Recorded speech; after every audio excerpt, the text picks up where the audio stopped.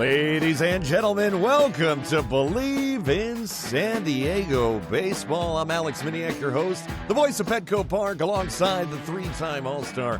His name is Mr. Heath Bell. Heath, we're going a little off the radar today because we're going to be talking Banana Ball as it's coming to Petco Park this weekend. A little different brand of baseball. I am excited to see it. I've been a big fan for a long time. I watch the games on TV on ESPN. I've read Jesse Cole's books, The Guy Who Wears the Yellow Tuxie. I've got one sitting right here. It sits on my desk.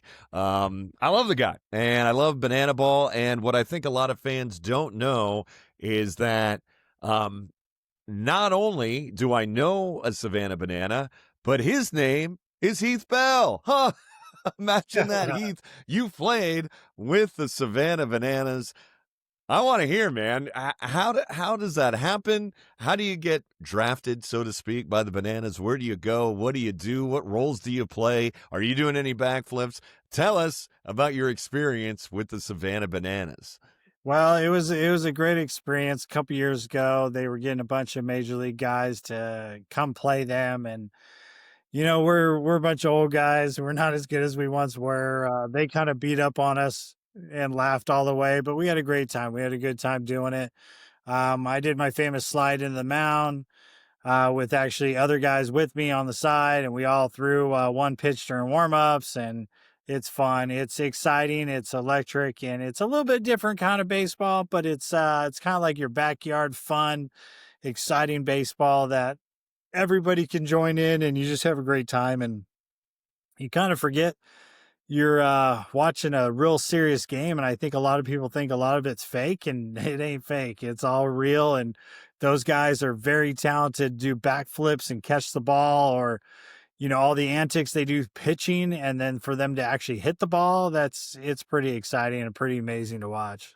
Yeah, a lot of people will compare it rather to the Harlem Globetrotters, Yeah, which it's definitely not the Holland Guard Trust. If you had to compare them to anything, compare them to Saturday Night Live, because it's two games on the weekend. Really, Saturday Night Live's one, but they have all week to rehearse and do this and do that, but you just don't know what's going to happen. Some of you watch Saturday Night. If you're kind of one of those guys that watch Saturday Night Live, I do.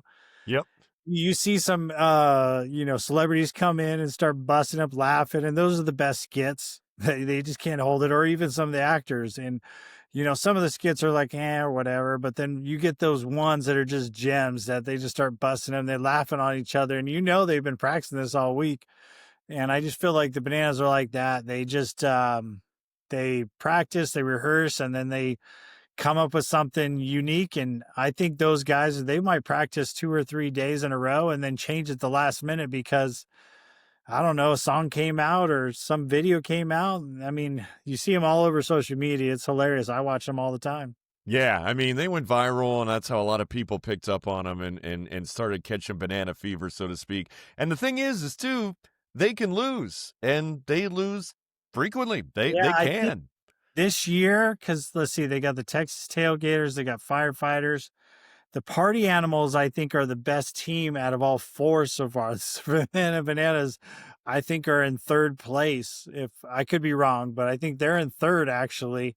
They're just kind of like the face of the franchise. That was kind of the name. But there you got the Firefighters, you got the Party Animals, you got the Tailgaters, and then the traditional Savannah Bananas. And I heard there's going to be 2 more teams coming next year. So in October, check it out.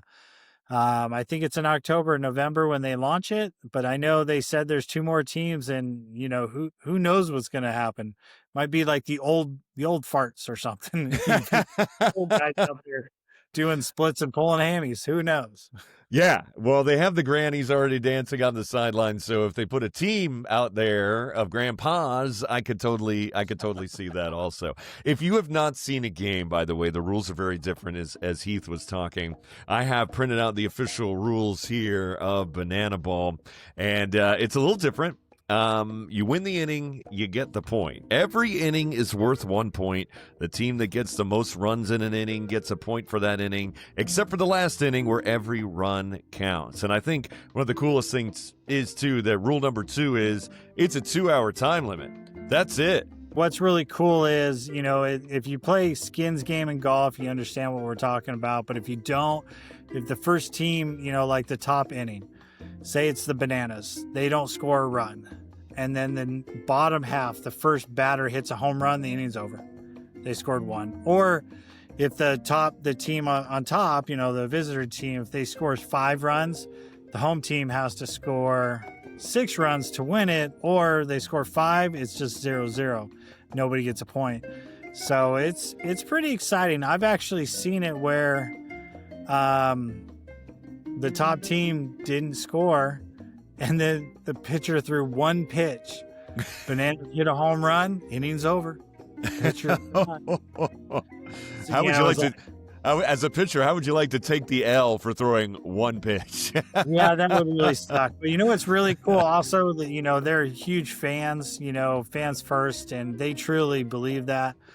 And they do that. And there's a guy with signatures from fans all over his jersey. Yeah. So, and there's no bunts. And the only, you can walk or you can steal first. If somebody throws a pass ball, you could steal first or get thrown out if the catcher's fast enough. Yeah. And, as an added wrinkle on what would be the pitch clock in the major leagues, if a hitter steps out of the box at all, it's a strike. Yep. Can't step out. No walks allowed either. That's an interesting rule, too. By definition, if a pitcher throws ball 4, it becomes a sprint. The hitter will take off running, while every defensive player on the field must touch the ball before it comes live. The hitter can advance to as many bases as they want. The ball does not have to touch the catcher or the pitcher. So I've seen them kind of get together in a tight circle and just pass the ball around very, very, very quickly in order to stop. The outfielders have to run in. Yeah. That's smart. Yeah, no mound visits at all. I know we've cut back on mound visits. None. Let's keep the game moving. No mound visits from the coach, catcher, or any players at any time. You can hype up your pitcher from afar. How does it, when you were on the hill for the Bananas and no one's allowed to come visit you, is it really that lonely? It's not lonely at all. The game it goes so quick and it's exciting. And here's the thing, guys are swinging. Guys don't go up there and just, looking to walk and this and that. And I actually had to pitch to Stilts, the guy on yeah. And he got a hit off me. So, I'm just like, I'm throwing it there. The catcher's standing up and I'm throwing it right to his head. And they're like, ball. I'm like, this kid's so tall. So I just lobbed it up. I'm like, hit the ball. Let's go. Do you have to throw like a deadly Ephus curve or something to Stilts to get him to strike out? Pretty much. I threw catcher's, he was standing. I threw it right to his head and it was a ball. So I'm like, I'm gonna softball arc this in. So, yeah. I think, and if it hasn't happened, it might have happened to Banana Ball. You should be able to go out and get a 10-foot ladder, put that on the mound, and then pitch to Stilts. Actually, yeah. If I get a chance, maybe if there's a ladder around, I'll do that. One of the coolest rules too is if a fan catches a ball, it's an out. I love that. I see so many spectacular foul ball plays at Petco Park. They come into the control room. Usually when they come in towards me, they're coming in pretty hot off the bat. I'm not gonna catch that. It's weird. The perspective is odd, and the fact that there's all these wires and pipes and things in the way and monitors that it could take a wicked bounce. It has many times before. But if a fan catches the foul ball, they're immediately part of the action, and that player is out. That's great. I know. I love watching that. It's as a hitter, you foul it off, and you're like, "Don't catch the ball." Somebody could just immediately just step back too and just want the action to continue. So yeah. I could see that happening. Rule number 9 is the showdown tiebreaker. If the game is tied at the end of the 2-hour time limit, the game will go into the showdown tiebreaker. In each showdown, the hitter must score. If they score, it's worth 1 point. If they get out, it's worth no points. It's called the showdown shutdown. So this is kind of like a penalty kick in soccer, I guess. I've not watched a game which ended in a tie. Did you play in a game which ended in a tie? No, we didn't play a game, but I've seen one, and it's pretty awesome to watch. It's hard to explain. it'll get down to where there's just a pitcher and a batter, no defense. Yep. And if the hitter hits it, the pitcher has to run and get it and throw it to the catcher. And the batter, there's only one batter, so he has to sprint and hit an inside park home run to get a point. So, It's like taking penalty kicks and then turning it into a 3-on-3 overtime in hockey. I mean, it's less players. And then if that doesn't work, it's like penalty shot. Let's go. Yeah. Round 1, it's pitcher, catcher, and one fielder against the hitter. Round 2, it's pitcher and catcher versus just one hitter, no fielder. Round 3 is pitcher and catcher and one fielder versus one hitter with the bases loaded. And every run counts as a point. So, man, I'm really looking forward to this. I'm going to be going out on Friday to check it out. I don't get to watch a lot of baseball as a fan. I work a ton of baseball, and when you work in the sport, you have a different set of goggles on. So I'm ready to put my fan goggles on for this one. Like I said, and like you said, fans first. That's the book. I will be a fan first at Petco Park for the Savannah Bananas. I think it'll be fun. Yeah, it's going to be exciting. They'll probably have some ex-Padres there Friday and Saturday, so we'll have to wait and see what happens. And if you go to the ballpark, I want to talk about something. It's gone viral already. We're late to this party, but I think it's a cool tie-in. Is the banana pudding? Have you had the banana pudding at Petco Park? Yep, I've had it. It sells out really quick. So when you go to Petco Park, you got to go to Seaside Market right away. Otherwise, you'll miss out. I've got news for you. There is now a second location for banana pudding. And this is dangerous for me because it's on terrace level behind the press box.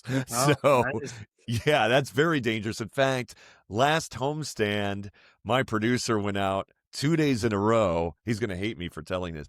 2 days in a row to get banana pudding. So, the diet is going to squat there for sure. If you're going to walk more. Yeah, true. They're really cool cases, though. They are really cool cases. They come, the banana pudding itself comes in, look, I've got one too. It's the Western Metal Supply Company building. It's kind of shaped like a brick, says Padres on the inside. Yep, it's got the Western Metal logo on the outside. You can do a lot of things with this cool souvenir too. I thought about putting baseball cards or pens on my desk. Heath has turned his into a planter of sorts. He's got his succulents in there. That's a nice little garden you got going on there. That's what size my garden right there. Yeah, I love it. No, that's cool. And the pudding itself that you don't get any succulents when you buy the pudding. That you have to do on your own. Sorry, dude. But it comes with banana bread. There's chunks of banana in it.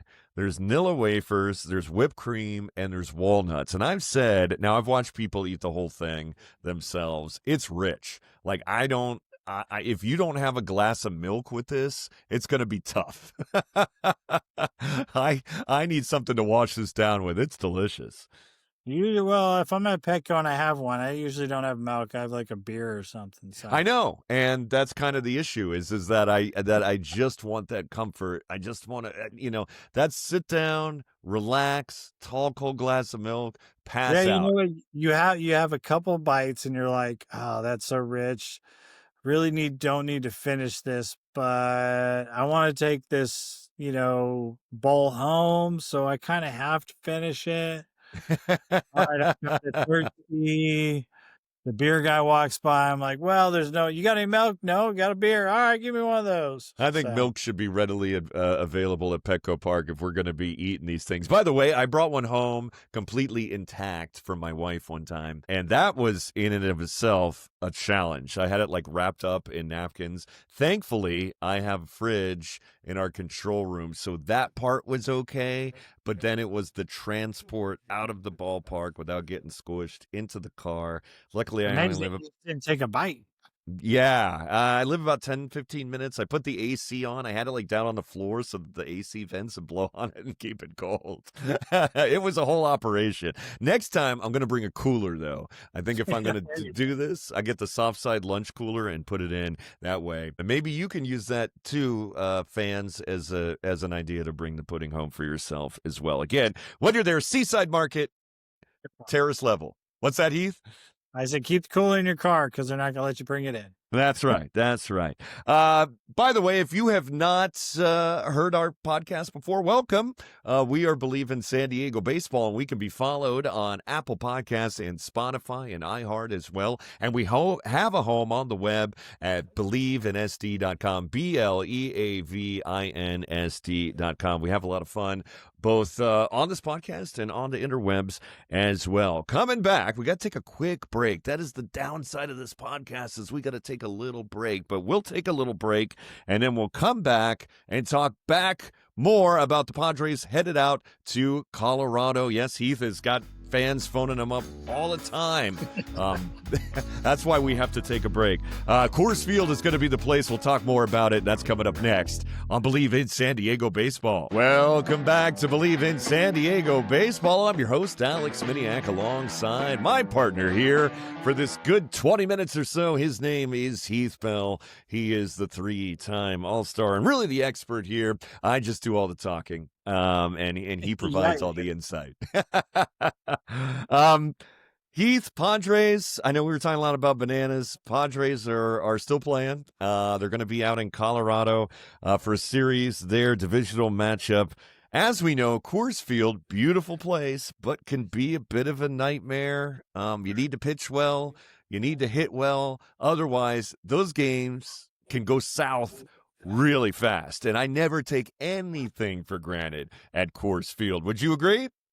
Yeah, you can't, even if you have a 5-6 game lead, you got to keep scoring. You got to keep pushing, because I've seen one team or multiple teams score 8 or 9 runs in the last 2 innings. It just it seems like the ball flies later in the game. My theory behind that is they put balls in humidors, but then they take balls out and put them in a bag for the game. Well, that bag sits in the, where the ball boy is. It's not in a humidor.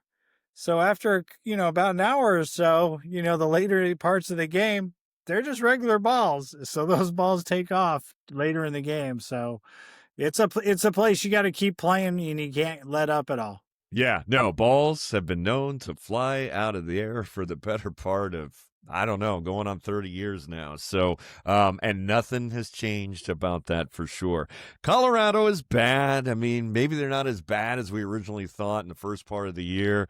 They are on pace to win 46. Yes, that is bad, but that is still 5 games better than the White Sox last year. Considering I think they won 9 games for the first 2 months of the year, they've actually been playing better, in quotes. Yeah, they're just a young team that's trying to find its way, and I think the organization tried a couple things in the last 10 years, and none of it really worked. I remember one time they were bringing up, and they had 2 starters go back to back, so they kind of had 8 starters in the big leagues, or 10 starters in the big leagues, and they would see who would they have for the next year. But each starter would go 4 innings, and it would be like, you're not really starting a game in the 5th inning. But that was, they tried a bunch of different things. It just hadn't panned out. When you pitched at Coors Field, did you go in with a different kind of mindset or a different kind of strategy that maybe you didn't utilize in any other ballpark just because of those conditions of the high altitude? Oh, yeah. So I talked to the veterans, and the veteran guys always said, less is more in Colorado. So what they're explaining is breaking balls don't break. But here's the thing. They do break if you throw it mid-thigh, keep it down. But if you throw it at belt level, it's not going to break. And when you try to throw your curveball or you try to throw your slider, you really muster it. You don't do that in Colorado. You just just throw it. Don't overthrow it. Don't try to throw it super nasty, because it'll just spin there, even if you throw it low. But the key part in Colorado is if you keep everything mid-thigh to down, it'll all move. But if it's belt high or any higher than that, the ball will just sit there, and it won't drop, it won't curve, it won't sink. And that's where guys get hit all the time. And pitchers, when they get into later innings, or they're trying to make a bastard pitch, a pitch, with guys on, when you're young, you're kind of like, you super hyped. You got to calm those emotions and just no, I wouldn't say nice and easy, Fastballs you can always throw really hard, but all the other pitches you got to throw, with conviction, but you can't overdo it, and it will break. And I was told that the first time I went to Colorado, and it was amazing. And then I tried to throw one really hard, and this was during practice, and it didn't go anywhere. And then I threw it easy, and it broke. So it was like, oh. So it's just where you listen to the old guys and you talk to the veterans. Hey, how do you pitch here? And ask them little tricks of the trade. And it's amazing. A lot of young players don't ask the older guys and respect what they say, but there's a reason why they've been in the league for so long. Yeah, I mean that's incredible insight. I can see how the ball would just sail on you if it stays high. I went to Denver in February and I hosted Monster Jam, and it was an indoor event at Monster Jam. It was at Ball Arena. And it's amazing what the altitude can do to the monster trucks. These trucks are 1,500 horsepower, and I think just by the altitude alone, it drops the effective horsepower down to about 1,250. The drop just based on altitude, and you're running them cold, too. You're starting them cold outdoors, and you're bringing them in, and it affects all sports. It's not just baseball in Denver. The altitude affects everything. If it affects monster trucks by dropping horsepower, it affects your car on a daily basis. So it is everywhere. Yeah, since you're saying that, I'm pretty sure NASCAR doesn't have a track up there. No, it'd be a slow race. It'd be very slow. It'd be like, are these guys going 200 miles an hour? No, we're going 55. Yeah. That's about all we can do. Well, either way, Coors Field, Denver, Colorado, great place, but gonna be an adventure. We'll see how it shakes out, and we'll talk about it next week on the podcast here, Believe in San Diego Baseball. We'll wrap it up. My name is Alex Miniak, and for the 3-time All-Star by my side here, he's Heath Bell. We'll catch you next time on Believe in San Diego Baseball. See you guys.